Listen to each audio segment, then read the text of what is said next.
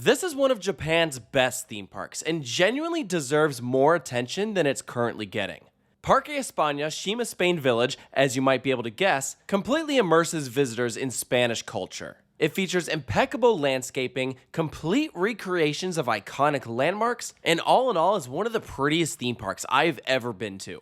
Parque España got their start back in 1994 and is currently home to 4 roller coasters, a couple of impressive dark rides, a range of family attractions, live entertainment, and even museums where you can learn more about Spain's history. You can tell that the designers here did their research and had a high budget so they could really do that architectural style justice. They did not skimp out on any detail and it shows. I visited Parque España for my first time in fall 2024, having only heard a little bit about it, and I was completely blown away. In this review, I'm going to be describing the park in detail, telling you about the must-do attractions, and also give some tips along the way so you can plan your own visit to Parque España. And I'll start first off with its location. If you're like us, when you're planning out your trip to Japan, you're going to want to take trains and buses to all your major stops. Parque España is a 15-minute bus ride from Yugata Station, which is about a 3-hour train from Osaka or 2.5 hours from Nagoya. It's off on the eastern coast by the water, so you can look out at the ocean, take in the beautiful mountain range, and even enjoy some natural hot springs. This is a relatively touristy area, maybe not for foreigners, but absolutely for the people of Japan. Parque España has their own on-site hotel within walking distance to Parque España. They even have their own dedicated entrance. Guests can enjoy a spa, natural hot springs overlooking the water, and I got to walk around the hotel for myself and it was beautiful. I absolutely want to stay here next time I visit, and I will be back one day. A one-day ticket into Parque España cost us 5,700 yen, or about 38 US dollars, which I personally think is a fantastic deal, and at the ticket counter they actually offer multi-day ticket options. So if you wanted more than one day here, you absolutely could. My one and only visit here was on a public holiday, which meant pretty decent crowds. Lines never became unmanageable, and for the most part, we accomplished everything that we wanted to do, despite their limited operating hours closing around dinner time, as with most Japanese theme parks. For us, though, we did have to leave a little bit before park closed so that we could make that last bus back to Yugata Station. So if you're not staying on site, that is something to keep in mind. Take a look at that bus schedule before going into the park.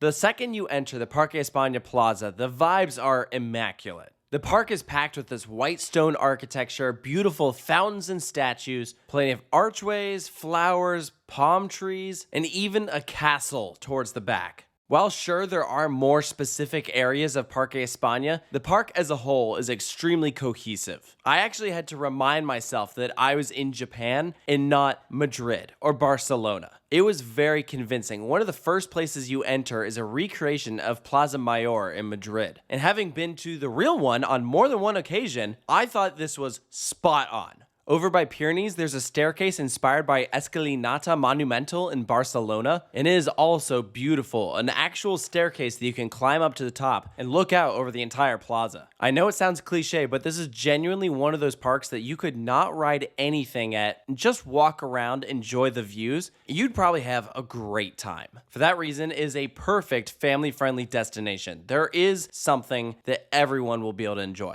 Most rides here were created for all audiences. They do have one thrill coaster that is Pyrenees, their B&M invert. Ironically, probably one of the least themed rides in the park, inspired after the Pyrenees Mountains of northern Spain. It's a fantastic ride, and there's already a full separate review of this attraction up on the channel. Definitely go give that video a watch if you want to learn more about this ride. I loved it. Favorite ride here for sure, but their other roller coasters were also great. Gran Montserrat is the mock mine train next door, featuring 2 lift hills, some pretty intense moments, and lots of quick transitions. You'll get really close to the ground and at one point pass out over water. It's completely intertwined with their log flume, featuring a ton of rock work, and it's in general an excellent design. Next door is their kids coaster, aptly named Kitty Montserrat, a very colorful ride built by a Japanese manufacturer. This is actually the most recent roller coaster the park has installed. It debuted back in 2016, replacing a flying island. As we approach 10 years since their last roller coaster, I definitely think it's about time they invest in something new. And considering how many people I saw at this park, I feel like they could support it. I mean, I can't speak for how the crowds are on a normal day. Most Japanese theme parks that we visited were dead, so it was actually a refreshing change of pace to see this place lively, one of the few alongside like Universal and Disney. And I was actually interested in hearing that Parque España at one point was really struggling, but it accidentally received a huge spike in visitors thanks to a Japanese YouTuber who brought a ton of attention to the park, and it kind of re-inspired people to come visit. One of the first indicators we received that the park was doing pretty well was their collaboration with Pokemon. At the time of our visit, their newest game that had come out was based in Spain, and so they did a joint partnership with Parque España, scattering different Pokemon characters throughout the property that everyone's trying to take photos of. For real, the longest lines we saw. Getting back to the roller coasters, the last of the 4 is Iron Bull, a completely enclosed Sansei immersive like storytelling based coaster. I had no idea what to expect for this attraction. I saw the over the shoulder restraints. I'm thinking, all right, this has got to be a multi-looper. It's actually not. It's only 40 feet tall, top speed 32 miles per hour. It has the framework for being an excellent indoor coaster, and it just didn't quite meet the mark. It left me unsatisfied and wanting more, and for that reason, I would not be sad to see this coaster eventually go to make way for a newer, better indoor coaster. If it's within their budget, honestly, one of these intimate multi-dimensional coasters would go so hard with that Spanish theme. I won't get my hopes up, but a guy can dream, right? Moving on to the dark rides, we have 3 core attractions that we gotta discuss. First up is our Nutcracker dark ride. Yes, they have a Christmas-themed dark ride here with all these lights, scenes from the Nutcracker. It's a very simple setup, not anything crazy high budget, but it's very cute. At first, I was confused why they have a Christmas ride here, but then I remembered that Spanish culture is typically associated with Christianity, and in Japan, Buddhism is the most dominant religion, so this could be something that's very exciting for them to experience, although I know a lot of people out there do celebrate Christmas, but in a more secular way, not as much religious. Still an interesting attraction nonetheless. Our next dark ride is a character-based attraction known as Don Quixote's Magical Flight. It's one of the rides found all the way at the bottom of the hill because Parque España is essentially broken up into 2 halves. Think of it like Universal Hollywood with the upper lot and the lower lot where you take an escalator down to the bottom. This one is a lot more themed than Universal Hollywood's, and I did not expect them to have a Peter Pan style ride system. But boy, did they do a great job with a lot of these characters using that similar like glow-in-the-dark paint effect. Super old school, but very charming.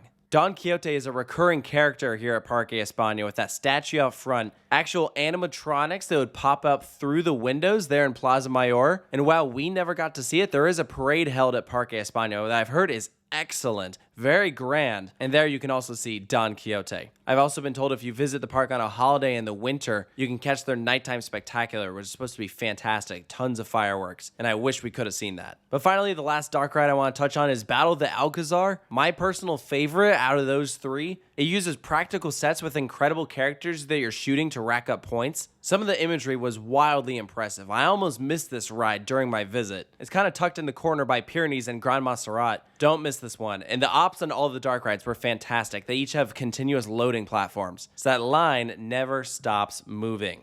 Aside from the actual rides, Parque España keeps the fun going with various walkthrough attractions. This includes a Spanish fairy tale forest, an ice castle, which these ice houses are very popular across Japan because of how hot it gets here in the summer. In this teatro, you can learn more about Spanish history through this educational film. There's an Alice in Wonderland maze, and even a relaxing boat ride known as Feliz Cruise. There you can see all these different miniatures, and apparently the ride used to be a lot more grand, previously traveling up a lift hill into this huge show building, where it was known under a different name, Adventure Lagoon. But at some point, that side closed down and they just shortened the attraction altogether. And that's a shame because that would have been really cool to experience.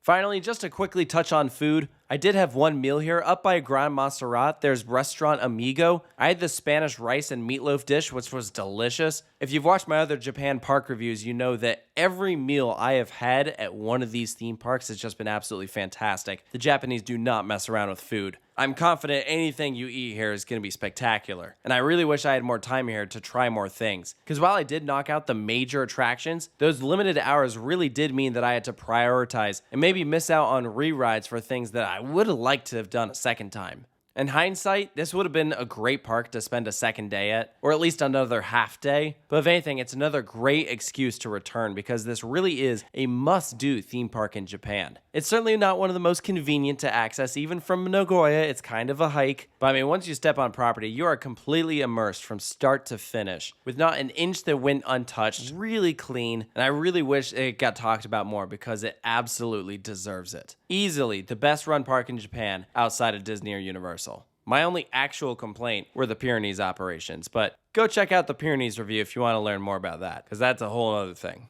But let me know down in the comments below if you've experienced Parque España, what your thoughts were on it. If you think there's anything I missed, please post about it down in the comments. And if you're new to the channel, I would love for you to check out other park reviews, all available in a playlist organized in alphabetical order by the park's name. Definitely go give that a watch for other Japan parks and so many more on the way. Thank you so much for joining me, and I'll see you next time.